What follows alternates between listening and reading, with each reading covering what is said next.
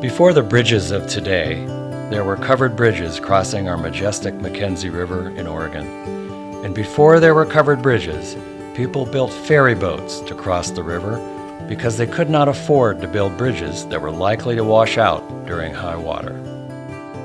In 1855, the CV ferry crossed the McKenzie River about 4 miles upriver from the present-day I-5 bridge. This ferry was put into service on the north side of the river by Mr. Alexander CV.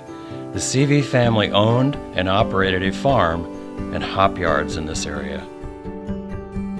Here, passengers and a buggy gather on the CV ferry for a ride across the lower McKenzie.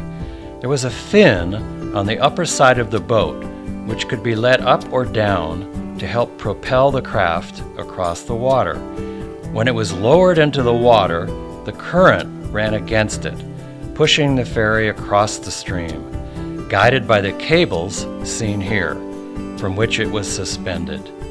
You could set the ferry after you got off, and it would go back across the river by itself. This young man pulls the operating mechanism for the ferry boat. Notice the ferry railing and lever in the foreground. On this day in 1914, foot passengers with a bicycle crossed the McKenzie on the CV ferry. The small ferry boat has a sanded surface and handrails on either side. This photo, also taken in 1914, shows a ferry boat further upriver on the McKenzie in Leeburg. Here you see a flat barge drawn up on the river shore. The white building in the background is the Leeburg School. In the mid to late 1800s, wooden bridges were covered to keep the huge truss timbers dry. An uncovered bridge would deteriorate in about 9 years, while a covered bridge could last 80 years or more. Replacing the Hendricks Ferry in 1908, this photo, taken in 1910, shows the completed Hendricks covered bridge spanning across the McKenzie River near Walterville.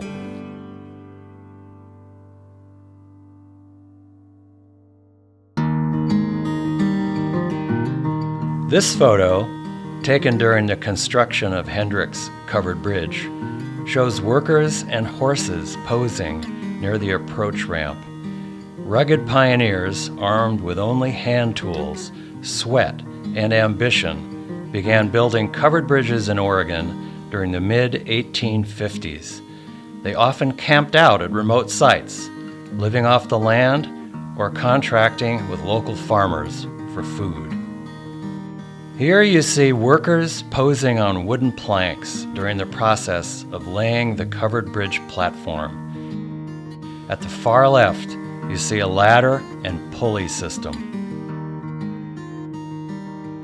This photo shows brave workers standing on top of the wooden truss framework for the covered bridge with the approach ramp piled with lumber in the foreground. Early covered bridge owners often financed construction by charging a toll, 3 cents for a sheep, 5 cents for a horse and rider. Taken in 1910, this photo shows a family posing in front of the covered bridge near the town of McKenzie Bridge. This covered bridge has openings for airflow beneath the eaves.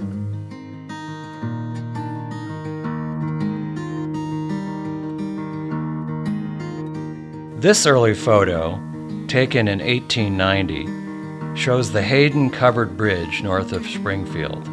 This scene shows the long wooden span with visitors Ida Hendricks and Lizzie and Joe Lucky exploring the rocky McKenzie riverbank below.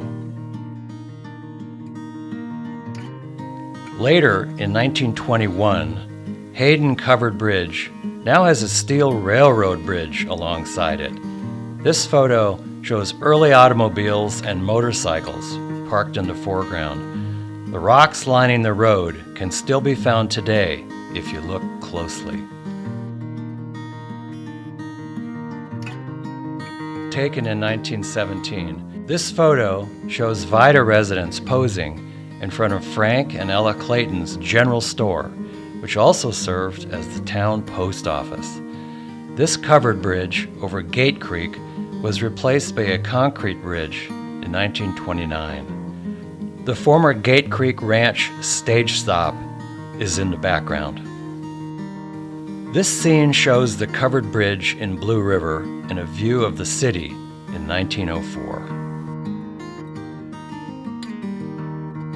Here in 1905, Ed Walker drives the McKenzie River Highway stagecoach over the Blue River covered bridge. The stagecoach has an open wagon drawn by 4 horses with passengers. With the McKenzie River in the background, this photo, taken from Skinner's Butte, shows the Ferry Street covered bridge during the flood of 1895. Currently the most photographed covered bridge in Oregon, the 10-window Good Pasture covered bridge, downstream from Vida, was originally built in 1938. Prior to the covered bridge, the Good Pasture family crossed the McKenzie River by ferry or a suspension bridge to access their 380-acre family farm, originally purchased in 1923. Special thanks to the Lane County Historical Museum, Mark Stafford, Stafford Video, the Covered Bridge Society of Oregon, and I'm Bob Warren. We hope you enjoy this glimpse of early life along the majestic McKenzie River in Oregon.